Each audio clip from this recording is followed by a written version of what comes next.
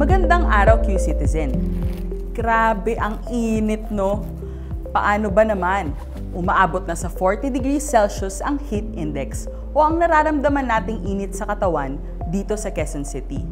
Asahan nang magtutuloy-tuloy ang mainit na panahon at posibleng tataas pa ang temperatura sa mga susunod na araw.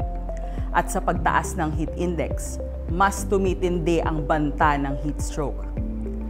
Pero ano po ba ang heat stroke? Ito ang pagtaas ng temperatura ng katawan dahil sa pagbilad sa sobrang init na nauuwi sa matinding dehydration. Seryoso itong kondisyon na maaaring makaapekto sa paggana ng iba't ibang organs kagaya ng puso at ng utak. Delikado po ito dahil kapag hindi naagapan, pwede itong maging sanhi ng kamatayan. Kaya mahalaga na matukoy kaagad kung tayo ba ay nakakaranas ng heat stroke. Ano-ano ba ang sintomas ng heat stroke? Pananakit ng ulo, pagkahilo at pagsusuka, panghihina, pagkabalisa, pinagpapawisan ng malamig, namumula, mainit at nanunuyo ang balat, pagbilis ng tibok ng puso, pagtaas ng temperatura ng katawan mula 40 degrees Celsius pataas, panunuyo ng dila, at pagkawala ng malay.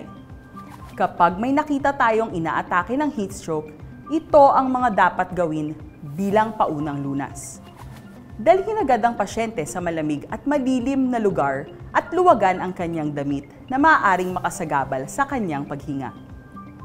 Ihiga ang pasyente at itaas ang mga binti para mas maayos na makadaloy ang dugo papunta sa utak.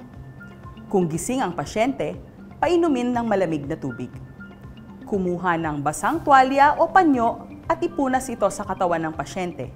Lagyan ng ice packs ang kilikili, pulso, singit at leeg ng pasyente para bumaba ang temperatura ng katawan. Ito po kasi ang mga bahagi ng katawan na mas mataas ang konsentrasyon ng dugo. Isang paalala, medical emergency ang heat stroke.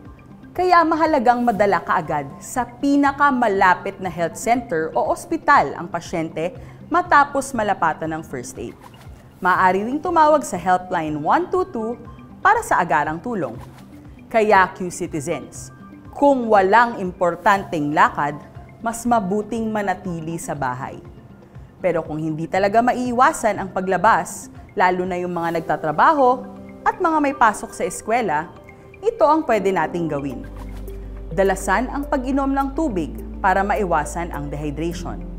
Iwasan ang physical activities sa tanghali at hapon kung kailan tirik ang araw.